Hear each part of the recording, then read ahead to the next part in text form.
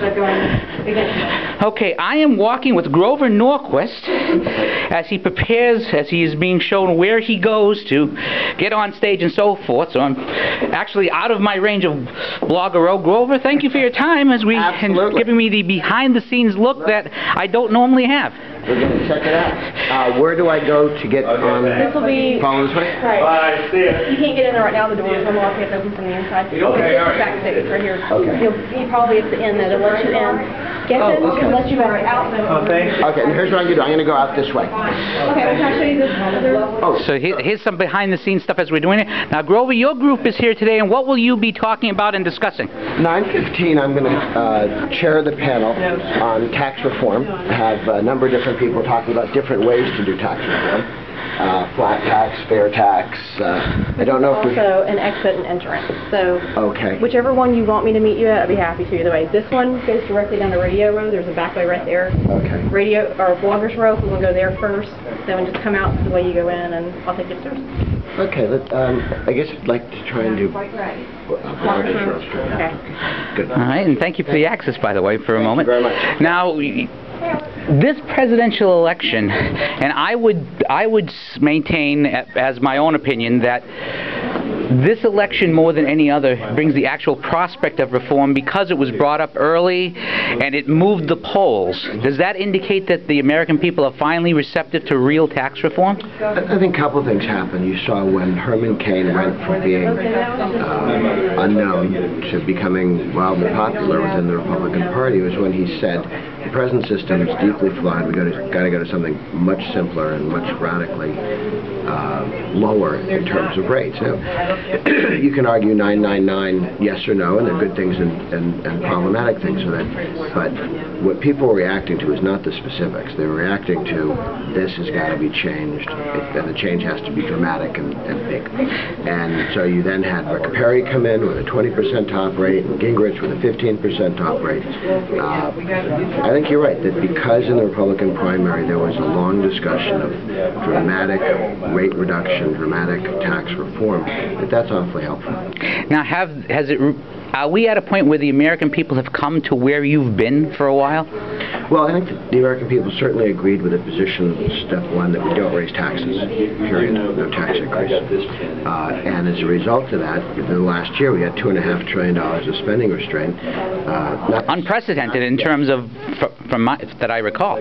Well, every time we've had a deal where we put taxes on the table, the taxes got bigger and bigger and the spending cuts got so small they disappeared and spending went up, not down. That happened in '82. That happened in 1990. In 2011, the Democrats hoped to go to that same playbook, and they got stopped. They got beat. Now, would it be fair to say that the new Tea Party members of Congress from the class of 2010 were very huge in making that difference during this cycle? Yes. What the Tea Party movement did was they changed the Reagan Republican Party in a very healthy way. They said, look, you've been very good on not raising taxes. We haven't had a Republican vote for a tax increase since 1993.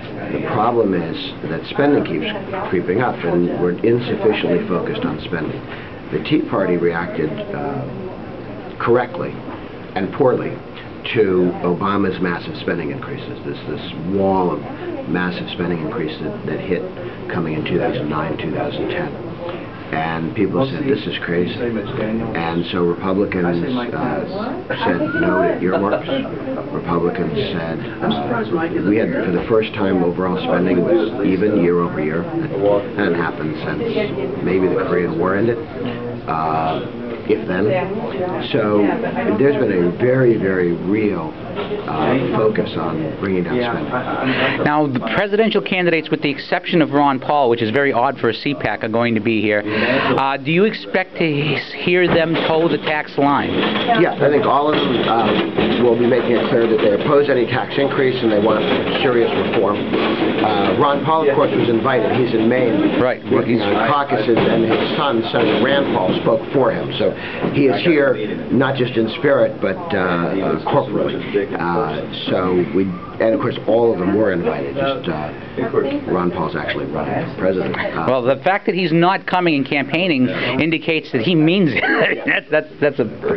And one final thing, on television, particularly in our friends of the liberal media, you've been put up as kind of a boogeyman. Whenever, you know, the fact that a budget hasn't been passed, oh, Grover Norquist's pledge. This doesn't get done, Grover Norquist's pledge. They seem to want to use you as a punching bag. Is it a sign that they don't have an answer, that all they want to do is, you know, something's wrong, hit Norquist, something's wrong, hit Norquist? They would rather not talk about the issue of taxes going up or down. What they want instead is to play politics, or to suggest that the reason Republicans won't raise their taxes is that Grover told them not to, instead of that they decided that they wanted to come to Washington or to their state capitals to rein in spending, not to raise taxes. Because they made that decision, all the usual ploys the Democrats have to fool Republicans into raising taxes don't work. And Democrats keep coming at Republicans with ideas for tax increases, like a teenage boy on a prom day who keeps asking the same question different ways, and they don't stop. Okay? And so Republicans have learned to say no, no, no, no, no, and that's very, very frustrating. All right, Grover Norquist, thank you very much, not only for the interview, but gave me a peek behind the scenes that I normally wouldn't have. Thank you. You got it.